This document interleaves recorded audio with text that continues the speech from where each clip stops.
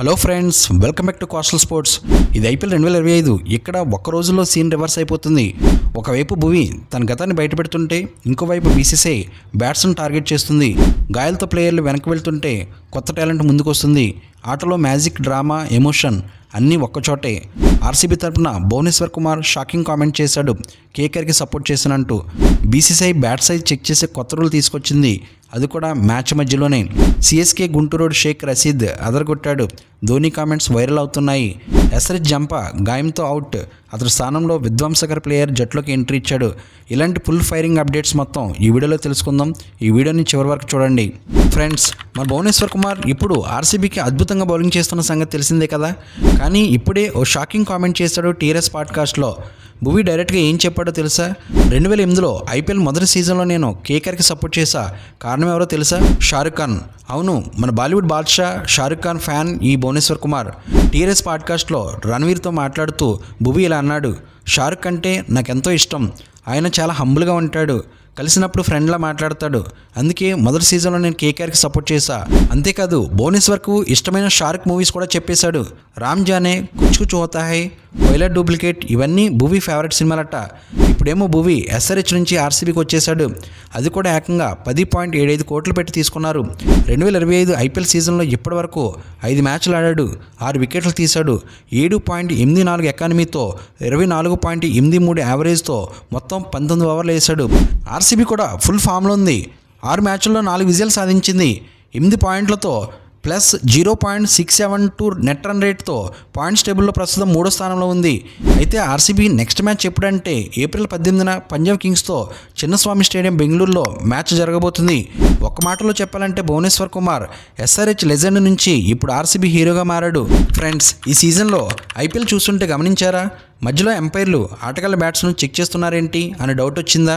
అవును, ఇది ఏదో నయ డ్రామా కాదు. బీసీసీఐ కొత్తగా తీసుకున్న సీరియస్ నిర్ణయం. ఐపీఎల్ 2025లో బీసీసీఐ ఓ క్రేజీ రూల్ ప్రవేశపెట్టింది: బ్యాట్ సైజ్ చెక్కింగ్, అది కూడా మ్యాచ్ మధ్యలోనే. ఇప్పటికే Mumbai Indians captain Hardik Pandya, RCB crazy hitter Phil Salt, Rajasthan Royals barbarian Shimron Hetmyer లాంటి వాళ్ళ బ్యాట్స్ చెక్ చేసిన సంఘటనలు చోటు చేసుకున్నాయి. అసలు ఈ కొత్త రూల్ ఎందుకు తీసుకొచ్చారంటే, సాధారణంగా గతంలో మ్యాచ్కు ముందు అంటే డ్రెస్సింగ్ రూమ్లో బ్యాట్ చెక్ చేసేవారు. కానీ ఇప్పుడు ఏ టైం అయినా అంటే మ్యాచ్ జరుగుతున్నప్పుడు కూడా ఎంపైర్లు బ్యాట్ని గేజ్తో చెక్ చేయొచ్చు. ఇందుకు కారణం కొన్ని మ్యాచ్ల్లో ప్లేయర్లు ఓవర్ సైజ్డ్ బ్యాట్స్ వాడుతున్నట్లు బీసీసీఐకి సమాచారం అందింది. అందుకే ఇప్పుడు స్ట్రిక్ట్గా బ్యాట్ వెడల్పు 4.25 ఇంచెస్ మించకూడదు. అలాగే బ్యాట్ డెప్త్ 2.64 ఇంచెస్ లోపలే ఉండాలి. ఎడ్జ్ సైజ్ కూడా 1.56 ఇంచెస్ మించకూడదు. ఇవి స్పష్టమైన నిబంధనలు. మరియు ప్రతి బ్యాట్స్మెన్ ఆటకు ముందు హోమ్ షేప్డ్ బ్యాట్ గేజ్ ద్వారా తమ బ్యాట్ను టెస్ట్ చేయించుకోవాల్సిందే. ఐపీఎల్ చైర్మన్ అరుణ్ ధూమాల్ గారు క్లారిటీగా చెప్పారు: ఈ రూల్ వల్ల గేమ్ స్పిరిట్ పరిరక్షించబడుతుంది, ప్లేయింగ్ ఫీల్డ్లో ఫెయిర్నెస్ పెరుగుతుంది. అయితే మనం మాత్రం ఒక విషయం గుర్తుపెట్టుకోవాలి: ఐపీఎల్ 2025లో స్కోర్లు పెరిగిపోతున్నాయి, భారీ షాట్లు ఎక్కువైపోతున్నాయి.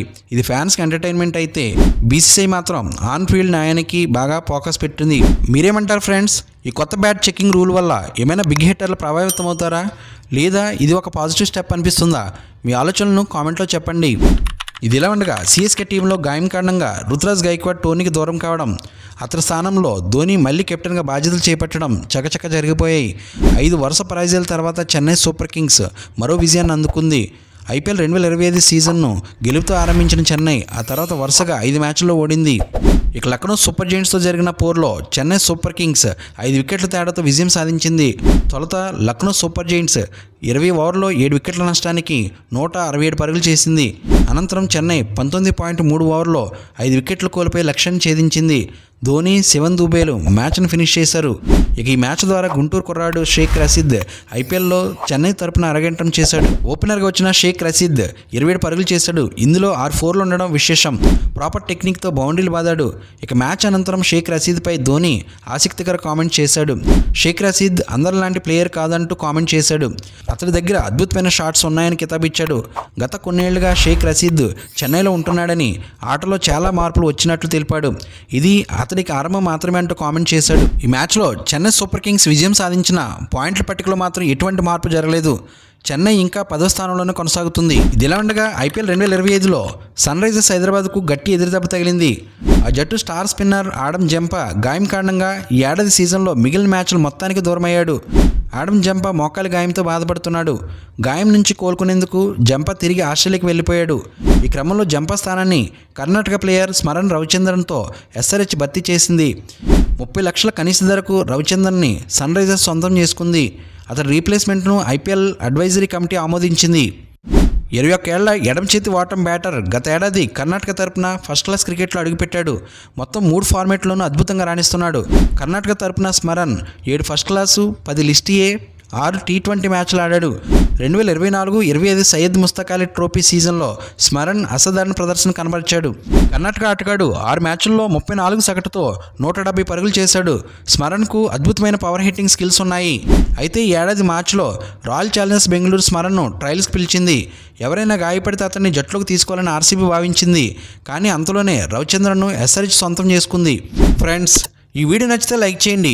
మరిన్ని ఇంట్రెస్టింగ్ వీడియోస్ కోసం మన ఛానల్ని సబ్స్క్రైబ్ చేసుకుని బెల్ ఐకాన్ యాక్టివేట్ చేసుకుంటే నేను పోస్ట్ చేసే నెక్స్ట్ వీడియో మీకు నోటిఫికేషన్ వస్తుంది. Thank you for watching. జై హింద్.